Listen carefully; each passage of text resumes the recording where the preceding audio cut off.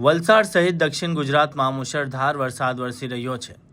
ચોમાસું શરૂ થતાં જ વલસાડના છેવાડાના ગામોનો અન્ય ગામો સાથે સંપર્ક તૂટી જતો હોય છે। વલસાડના કપરાડામાં ચોમાસા દરમિયાન અંતિમ યાત્રા દરમિયાન લોકોને ખૂબ જ મુશ્કેલીનો સામનો કરવો પડતો હોય છે।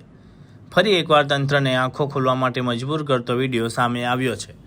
વલસાડના કપરાડાના કેરદા બારપુડા ગામમાં રસ્તાના અભાવે સ્મશાન ભૂમિ સુધી જવાનું કામ મુશ્કેલ બની જતું હોય છે।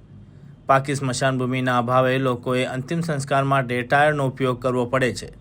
ગામમાં એક વૃદ્ધનું નિધન થતાં પરિવારજનોએ જંગલમાં 2 કિલોમીટર સુધી અંતિમ યાત્રા કાઢી હતી।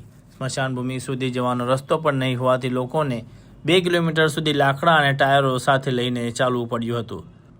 વરસાદ વરસતો હોવાથી ટાયરમાં અંતિમ ક્રિયા કરવી પડી હતી। મૃતકના સ્વજનો છત્રી અને રેઇનકોટ પહેરી અંતિમ યાત્રામાં જોડાયા હતા।